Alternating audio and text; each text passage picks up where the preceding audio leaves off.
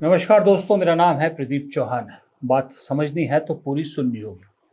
दोस्तों, ये तो हम लोग बहुत अच्छी तरह से जानते हैं, कई बार मैं भी कह चुका हूँ, आपने सुना ही होगा कि जब जब इस देश में राजनीतिक रूप में जब भी कोई नई क्रांति आती है, आज़ादी से पहले से लेकर महात्मा गांधी के वक्त से लेकर अब तक, तो उस क्रांति की जननी जिस जो धरती हुई है, उस धरती का नाम है बिहार। बिहार से ऐसे ऐसे आंदोलन उठे हैं जहाँ से मोहनदास करमचंद गांधी महात्मा गांधी बन जाते हैं। जेपी मूवमेंट ऐसा होता है कि इंदिरा गांधी को सत्ता से बाहर कर दी जाती है। इस तरह के कई मूवमेंट वहाँ से शुरू हुए हैं और देश को कई बड़े बड़े नेता मिले हैं, जिसमें लालू प्रसाद यादव, मुलायम सिंह यादव, समाजवाद एक पूरी तरह से पूरी जो ब्रीड है वहीं से निकली। उसी धरती से अब एक बार फिर से संपूर्ण क्रांति करने की कोशिश कर रही है वो पार्टी जिसने आज़ादी से पहले उसी बिहार की धरती से एक क्रांति की थी, जिसने अंग्रेजों के शासन को उखाड़ दिया था। इस बार शासन अंग्रेजों का नहीं है, इस बार शासन उस ताकत का है जिस ताकत ने अपने हिसाब से संविधान या फिर इस देश की संस्थाएं हैं या लोकतंत्र है, उसको अपने हिसाब से मरोड़ने की कोशिश की है। और ये आरोप मैं नहीं लगा रहा, ये कांग्रेस का आरोप है, क्योंकि कांग्रेस ने पिछले 11 सालों में लगातार ये कहा है कि बीजेपी लोकतंत्र को कमजोर करना चाहती है, संविधान बदलना चाहती है। अब उसमें अभी तक कामयाब तो नहीं हो पाई, लेकिन कांग्रेस को ऐसा लगता है कि अब वक्त आ गया है कि इस ताकत के खिलाफ एक क्रांति की जाए और इस ताकत को उखाड़ फेंकने का वक्त आ गया। यानी वो इस देश को संदेश देने की कोशिश कर रही है कि सिंहासन खाली करो, जनता आ रही है। और इसीलिए इस बार कांग्रेस ने भी बिहार को चुना है। ये क्रांति की जो उम्मीद कांग्रेस में जगी है वो इस चीज को लेकर जगी है कि 2024 के चुनाव में जिस तरह से लोगों ने राहुल गांधी की बात पे भरोसा किया, जिस तरह से लोगों ने राहुल गांधी की बात को माना कि ये दरअसल लोकतंत्र और संविधान को बदलने की कवायद इस देश में की जा रही है, जब 400 पार का नारा लगाया जा रहा है, उसी विश्वास को राहुल गांधी ने आगे बढ़ाते हुए वो सब मुद्दे उठाए जो उन्हें लगता है कि देश हित के लिए जरूरी है। लेकिन सबसे ताजा जो मुद्दा है वो ऐसा मुद्दा है जिसने इस मौजूदा सरकार को सबसे ज्यादा हिलाया है।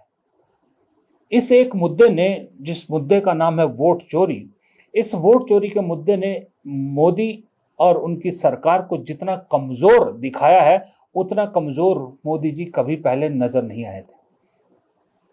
मुझे ऐसा लगता था कि 2019 में जिस तरह से मोदी जी ने चुनाव जीता, जिस तरह से वहां पुलवामा, उसके बाद सर्जिकल स्ट्राइक को लेकर एक भावना मोदी जी ने इस देश के लोगों के अंदर पैदा की और जिसके बदौलत बीजेपी 303 पहुंच गई, वो अटेम्प्ट मुझे ऐसा लगता था कि मोदी जी बिल्कुल लास्ट में करेंगे, जब मोदी जी को लगेगा कि कोई चारा उनके पास नहीं बचा है। लेकिन इस बार ऑपरेशन सिंदूर के बहाने या ऑपरेशन सिंदूर के नाम पर वो कार्ड मोदी जी ने अपने पहले ही साल में चल दिया और वो कार्ड उल्टा पड़ गया। वो चाहे घर घर सिंदूर बांटने का मामला हो, चाहे मोदी जी का ये कहना कि मेरी रगों में खून नहीं गर्म सिंदूर दौड़ता है, और उसके बाद डोनाल्ड ट्रंप का टैरिफ अटैक, फिर दूसरे देशों का भारत से दूर होना, ये सारी चीजें दर्शाता है कि मोदी जी दरअसल जिस दिन से 240 पे आए हैं उसी दिन से कमजोर विकेट पर बैटिंग कर रहे हैं। राहुल गांधी थोड़ा सा एक बाउंसर मारते हैं, मोदी जी की सरकार पूरी हिल जाती है। अब ये वोट चोरी के मुद्दे ने ऐसा लग रहा है कि इस वक्त न सिर्फ मोदी सरकार को हिला के रख दिया, न सिर्फ बीजेपी संघ की जड़ों को हिला के रख दिया, बल्कि दो चीजों को और बहुत जबरदस्त तरीके से हिलाया है। एक है एनडीए। एनडीए की ताकत को इस वोट चोरी के मुद्दे ने कमजोर किया है। बहुत जल्द आशंका मुझे ये है कि एनडीए में दरार पड़ने वाली है। इस मुद्दे को लेकर एनडीए बहुत जल्द आपको टूटता नजर आएगा। दूसरा झटका जो इस मुद्दे ने दिया है वो है जड़ पड़ी हुई कांग्रेस के अंदर। राहुल गांधी पिछले 6-7 साल से लगातार कोशिश कर रहे हैं कि किसी तरह से कांग्रेस जो एकदम से जम चुकी है उसको हिलाएं, उस पेड़ को थोड़ा सा जिंदा करें, लेकिन कामयाब नहीं हो पा रहे थे। भारत जोड़ो यात्रा से उन्होंने इतना बड़ी कोशिश की कि किसी और नेता ने अगर वो कोशिश की होती या कोई और पार्टी होती जो थोड़ी या पहले वाली कांग्रेस होती, तो शायद 2024 के चुनाव में ही कांग्रेस सत्ता में पहुंच चुकी होती। लेकिन कांग्रेस इतनी जड़ हो चुकी थी, कांग्रेस इतनी जाम हो चुकी है कि उसको राहुल गांधी हिला तो पाए, लेकिन इतना नहीं हिला पाए कि 100 का आंकड़ा भी क्रॉस कर जाते अपने को। लेकिन इस वोट चोरी के मुद्दे ने सही में कांग्रेस को भी पूरा हिला दिया है। मैं ये नहीं कहूंगा कि सिर्फ इसी की वजह से हिला, जाहिर सी बात है जब से राहुल गांधी एलओपी बने तब से जो लगातार जिस तरह से वो संसद में और संसद के बाहर हर जगह पे लगातार अटैक कर रहे हैं सरकार पे, वो शुरुआत थी नो डाउट, लेकिन तब भी बहुत से कांग्रेसी ऐसे थे जो थोड़े से झिझक रहे थे। लेकिन ये वोट चोरी के मुद्दे ने कांग्रेस में नई जान फूंकी है, और कांग्रेस में जो नेगेटिव सोच वाले बैठे थे उन्हें या तो पॉजिटिव सोचने पर मजबूर कर दिया है या उन्हें धीरे धीरे साइडलाइन होने पर मजबूर कर दिया है। इस तरह से कांग्रेस भी एक तरह से पूरी हिल चुकी है। अब इस हिली हुई कांग्रेस को ऐसा लग रहा है कि मौका बहुत अच्छा है, सामने उन्हें लग रहा है कि खिड़की खुल गई है। अब उस खिड़की के अंदर किसी भी तरह से घुसना है और खिड़की के अंदर घुस के जो अंदर बीजेपी का माया जाल है उस माया जाल को तोड़ना है। अब एक खिड़की दिख रही है, अंदर घुसने की तैयारी इतनी आसानी से तो बीजेपी घुसने नहीं देगी, इसके लिए प्रॉपर प्लान, प्रॉपर तैयारी चाहिए। तो उसकी शुरुआत कांग्रेस को लग रहा है कि बिहार से बेहतर क्या जगह हमें मिल सकती है, इसलिए राहुल गांधी ने बाकायदा वहां पर वोटर अधिकार यात्रा की, वोट चोरी का मुद्दा बिहार की धरती से उठाया। दो कारण उसके थे, एक तो बिहार में चुनाव है, दूसरा बिहार मैंने कहा जैसे क्रांति की धरती है। बिहार के चुनाव को इतना इंपॉर्टेंट मुझे नहीं लगता कि मैं मान सकता हूं, क्योंकि बिहार में कांग्रेस के पास टेक के लिए कुछ था नहीं। लेकिन राहुल गांधी ने सोचा कि अगर ऐसी जगह से बीजेपी की जड़ों को हिलाना शुरू किया जाए जहां बीजेपी सबसे कम सोच सकती है। बीजेपी उम्मीद कर सकती थी कि राजस्थान में कुछ कांग्रेस करेगी, मध्य प्रदेश का सोच सकती थी, महाराष्ट्र का सोच सकती थी, गुजरात का सोच सकती थी, पंजाब हिमाचल का सोच सकती थी, लेकिन बिहार में कांग्रेस कुछ ऐसा करेगी ये बीजेपी को भी उम्मीद नहीं थी। इसलिए राहुल गांधी ने कांग्रेस का ध्यान उस तरफ किया और बिहार को अपना रण क्षेत्र बनाया और मुद्दा उठाया वोट चोरी का। उसके बाद वोट अधिकार यात्रा में जो रिस्पांस मिला, उस रिस्पांस ने न सिर्फ कांग्रेस की बाँछें खिला दी बल्कि राहुल गांधी की भी सही में बाँछें खिला दी। राहुल गांधी को भी उम्मीद नहीं थी कि बिहार में ऐसा रिस्पांस मिलेगा, क्योंकि वहाँ तो चौथे पांचवें नंबर की पार्टी है कांग्रेस वहाँ पर, लेकिन रिस्पांस मिला।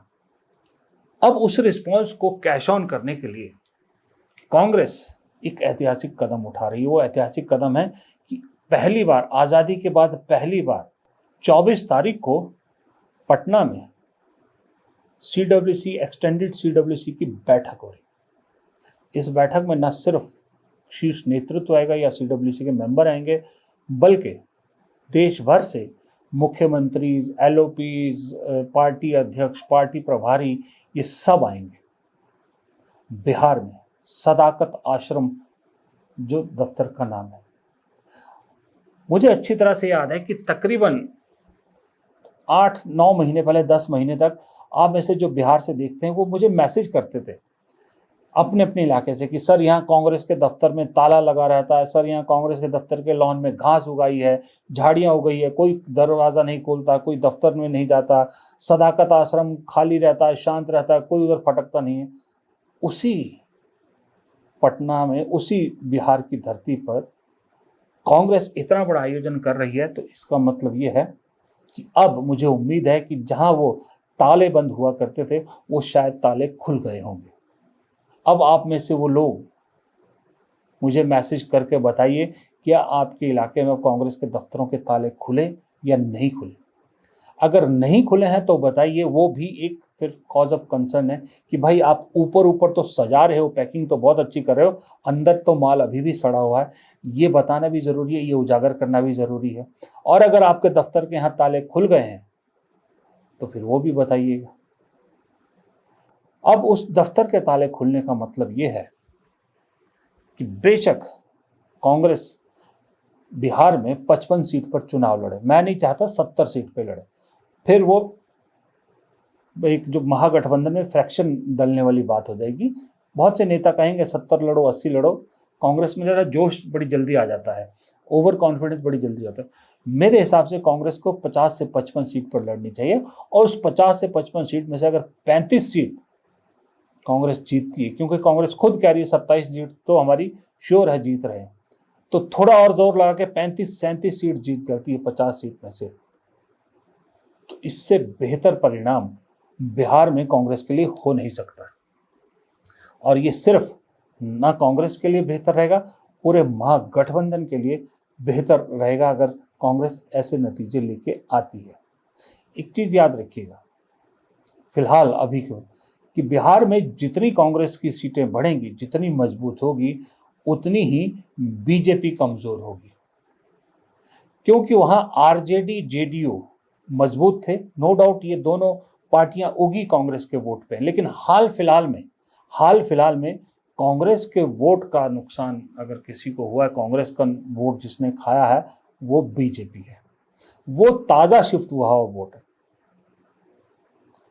इसलिए कांग्रेस की मजबूती बीजेपी की कमज़ोरी होगी, ये भी बात तय है। ये अलग बात है कि इसको लेकर भी बहुत से लोग ये आशंकित है कि भाई ये रीजनल पार्टीज जो आरजेडी हो गई या ममता हो गई, या ये क्या कांग्रेस को उगने देंगे, क्योंकि कांग्रेस मजबूत होगी तो ये कमज़ोर होंगे। ये बात भी सही है, इसमें कोई दो राय नहीं है। लेकिन आज की डेट में सबको एक ही चीज़ लग रहा है कि राहुल गांधी के पीछे खड़े होने में ही फ़ायदा है। इस देश में पूरे विपक्ष ने, मैं पूरे विपक्ष की बात कर रहा हूँ, मैं इंडिया गठबंधन की बात नहीं कर रहा, पूरे विपक्ष ने राहुल गांधी को अपना नेता मान लिया है। इसमें अब कोई शक नहीं है, क्योंकि राहुल गांधी जो मुद्दे उठा रहे हैं, जो फैक्ट सामने रख रहे हैं, उसको कोई नकार नहीं सकता। दूसरी तरफ जो एक दबी दबी सी कांग्रेस दिखती थी, वो दबी कांग्रेस अब खुल के सामने आने लगी, क्योंकि एक तरफ जहां भारत पाकिस्तान के मैच को लेकर इस देश में नाराजगी है कि प्रधानमंत्री जो कहते हैं कि खून और जो लहू और पानी एक साथ नहीं बह सकते, वो कैसे भूल जाते हैं, और क्रिकेट मैच कैसे पाकिस्तान के साथ भारत की टीम खेलती है, उसी मैच के दौरान पाकिस्तान के खिलाड़ी ये हरकतें करते हैं, तो ये भी सोशल मीडिया पर पानी की तरह बहने लगता है। दूसरी तरफ कांग्रेस कर्नाटक में, कांग्रेस की सरकार मैसूरी दशहरा फेस्टिवल करती है, तो वहाँ चीफ गेस्ट किसको बुलाती है? बुकर प्राइज विनर जो है क्या नाम, भानु मुश्ताक, उनको बुलाकर उद्घाटन कराती है। ये दृश्य अपने आप में उन लोगों के दिल पर सांप लौटने के लिए बहुत है जो अपने आप को सो कॉल्ड हिंदू राष्ट्रभक्त कहते हैं। क्योंकि भानु मुश्ताक को क्यों बुलाया गया, इसके खिलाफ अदालत तक लोग चले गए, क्योंकि वो मुसलमान है। लेकिन कांग्रेस सरकार ने इसकी परवाह नहीं मानी, सरकार ने, क्योंकि कोर्ट ने उस पर स्टे लगाने से मना कर दिया और मुख्यमंत्री खुद वहां मौजूद रहे। तो ये संदेश साफ है कि वो वक्त अब जा रहा है जब हिंदू मुसलमान की पॉलिटिक्स से इस देश में चीज़ें हो रही थी। अब वो पुराना हिंदुस्तान लौट रहा है जहां हिंदू मुसलमान से ऊपर दूसरी चीज़ें हैं, दूसरे मुद्दे हैं जो हमारी रोज़मर्रा की ज़िंदगी में हमारे सामने पहाड़ बन के खड़े होते हैं। तो ये जब मुद्दे सामने आने लग जाएं तो क्रांति के लिए इससे माकूल समय और कोई नहीं होता। नमस्कार।